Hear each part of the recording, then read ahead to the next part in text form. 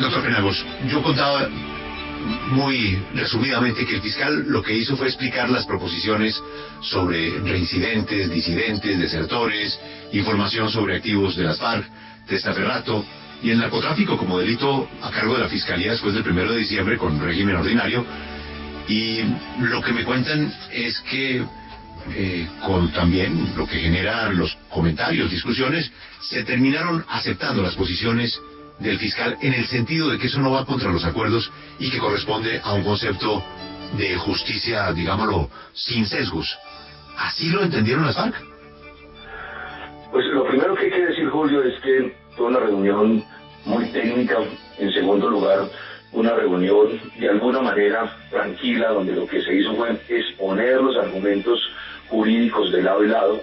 En tercer lugar, que no es una reunión de vencedores ni de vencidos, sino de dar lugar a explicaciones y al sentido de las proposiciones, por ejemplo, que en su momento presentó el fiscal.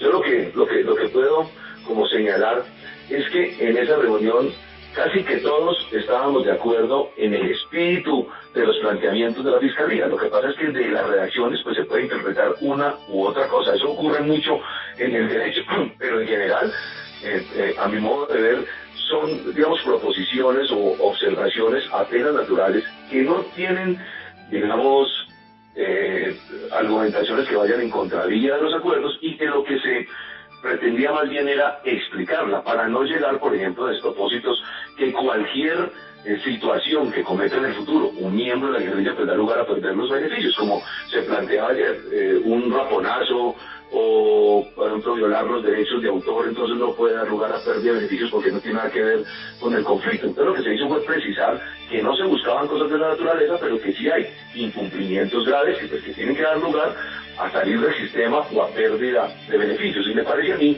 que esa reunión fue tan útil que una vez se explicó el alcance de cada una de las proposiciones, tampoco observamos de parte de la guerrilla oposición férrea a eso, solo que las palabras pues dan lugar a interpretaciones, como ha ocurrido siempre en todos los procesos de implementación de la mayoría de normas que han caminado por el Congreso de la República, y eso pues se aclaró, lo que quiere decir que aquí para adelante quedan más o menos claros los temas de disidentes, de desertores, de aquellos de testaferros, de delito continuado y demás. Lo que yo sí quisiera que quedara como conclusión acá es que no se trató de una reunión donde una parte ganó sobre otra, sino por el contrario, donde se explicaron el alcance de las normas, y con la explicación de ese alcance de las normas pues todos quedaron relativamente tranquilos.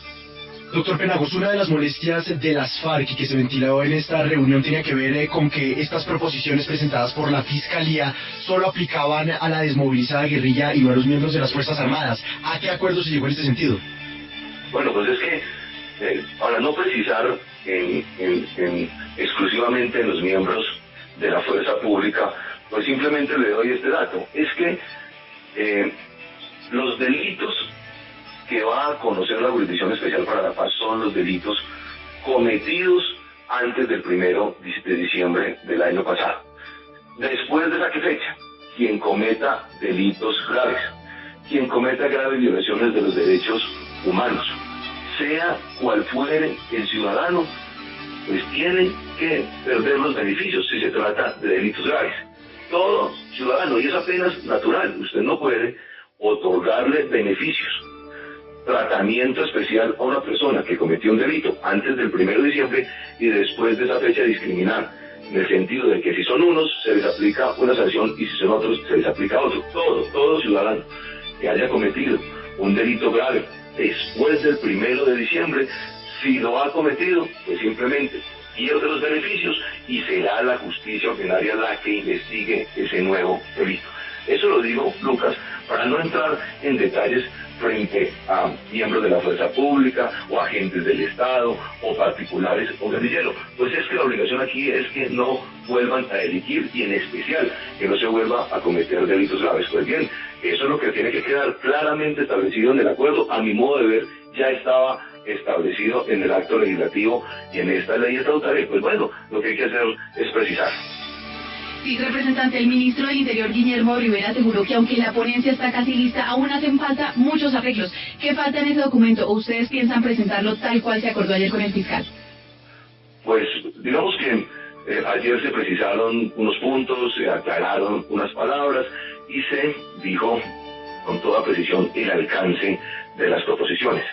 Quienes cometen delitos después del 1 de diciembre habrá que evaluar si esos incumplimientos son graves o no. Hay incumplimientos que no son graves, como por ejemplo un homicidio en accidente de tránsito, un delito culposo, pero hay otros que sí, como nuevas violaciones de los derechos humanos o como el tema del narcotráfico. Hay otros temas menores que hay que precisar. Recuerde usted que después de la sentencia de la Corte Constitucional, los congresistas tienen derecho a presentar proposiciones y esas proposiciones no solamente tienen que debatirse, sino que deben ser votadas. Hay muchas proposiciones.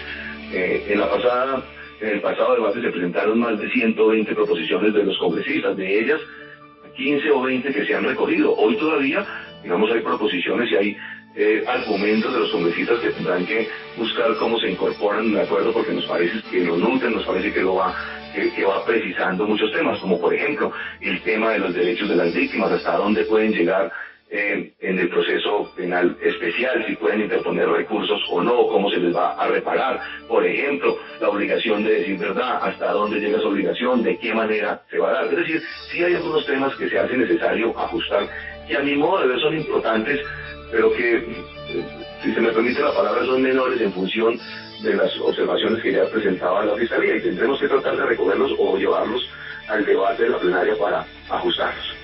Representante, el punto que era de mayor discusión, como usted ya lo comentaba en su primera respuesta, es sobre si las FARC iban a perder los beneficios de la Justicia Especial para la Paz si llegan a volver a delinquir.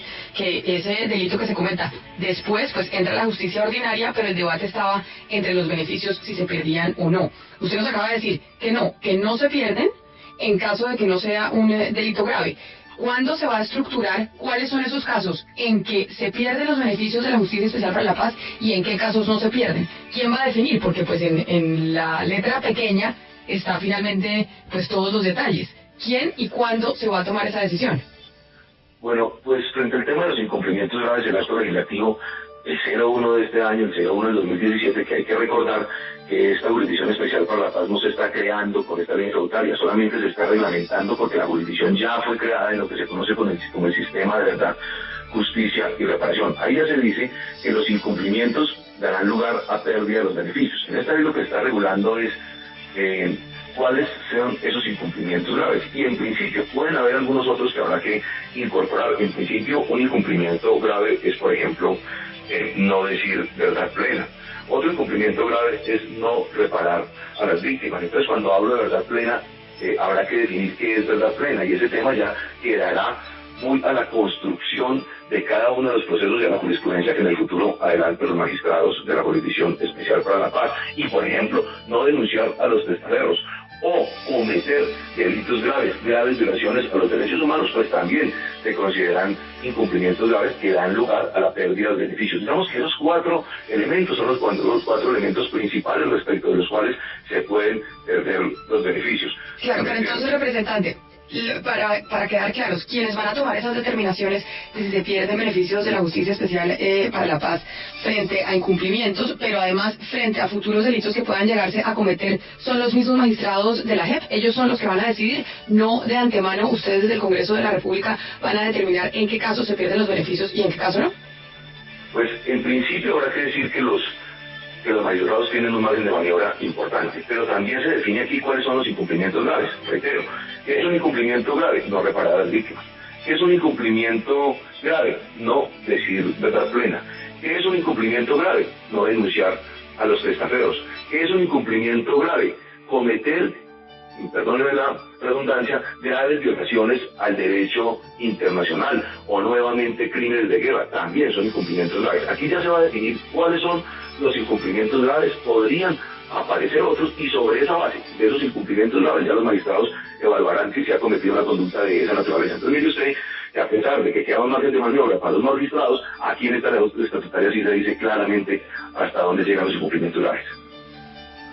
Doctor Penagos, desde aquí, desde Washington, el Departamento de Estado expresó una preocupación, y es que Colombia no está alineado con los estándares internacionales en cuanto a la forma como la JEP maneja la responsabilidad de la cadena de mando. ¿Usted cree que esto puede afectar en algo las relaciones con aliados como Estados Unidos, que según su criterio Colombia no esté cumpliendo con los estándares internacionales en este punto que es muy delicado? Pues en primer término yo digo, no veo por qué se puedan afectar las relaciones, entre otras razones, porque el tema de la responsabilidad del mando, digámoslo también, ya está definido en el acto legislativo que crea la Jurisdicción Especial para la Paz. En esta ley estatutaria no es posible modificar la responsabilidad del mando, o lo que se conoce como control efectivo, simplemente porque eso ya se definió en el acto legislativo. En segundo lugar, los tribunales internacionales han dicho claramente que los estados tienen un margen de apreciación para evaluar no solamente el alcance de los derechos fundamentales, sino para definir internamente las normas que van a regir la justicia transicional cuando se resuelven problemas internos como los que aquí se están resolviendo. Los tribunales internacionales han dicho muchas veces que los estados, de manera soberana, pueden, por ejemplo, regular temas como la responsabilidad del mando, definir cuál es el alcance de esa responsabilidad, pero además definir cuál es el alcance de las vulneraciones de los derechos internacionales. Así que lo que se hizo aquí en el acto legislativo 01 de 2017 fue eso, fue definir una forma de responsabilidad del mando acorde a las realidades que hemos tenido en estos 50 años de guerra. Yo no veo por qué respecto de eso se pueda decir en el futuro que se está violando estándares internacionales y mucho menos, digamos, que eso termine generando dificultades con el gobierno de Estados Unidos. Representante, es decir que la conclusión de esta reunión es que estamos frente a un texto de reglamentación de la Jurisdicción Especial para la Paz que tiene el aval del fiscal, el aval del gobierno y además el aval de las FARC. Pues así es, yo veo que es un texto que se ha terminado de concertar claramente, que se ha explicado de manera muy precisa y en el que se dejan temas que a mi modo de ver son muy útiles para el futuro. ¿Qué es lo que se quiere aquí con esta ley estatutaria? Primero, que quede claro en el futuro hasta dónde llegan las competencias de la Fiscalía General de la Nación y hasta dónde llegan las competencias de la Jurisdicción Especial para la Paz, de tal manera que cuando empiece a aplicarse estas jurisdicciones, pues no tengamos conflictos de jurisdicción o choques de trenes, como quieran interpretarlo, pues que den lugar a dificultades para la aplicación de la ley ordinaria y de la ley transicional.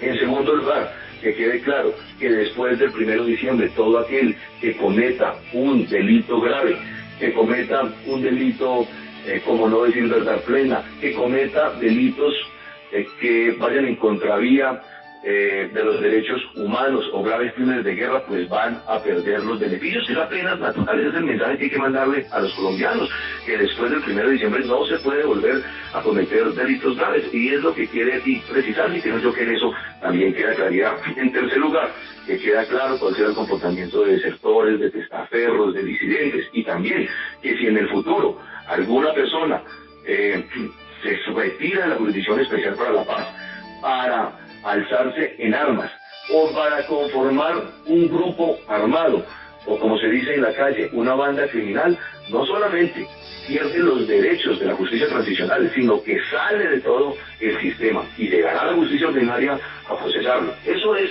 lo que a mi modo de ver queda muy claro, pero además es un gran mensaje para los colombianos, en el sentido de que aquí se da una oportunidad para dejar las armas y para participar en política, pero que si se vuelve a reincidir, pues tendrá que venir todo el peso de la ley, en especial el peso de la ley ordinaria. Pues solo desearle suerte, representante Penagos, ponente de esta JEP. Gracias por atendernos y explicarnos el alcance de la reunión de ayer. Ha sido usted muy amable. A ustedes, muchas gracias.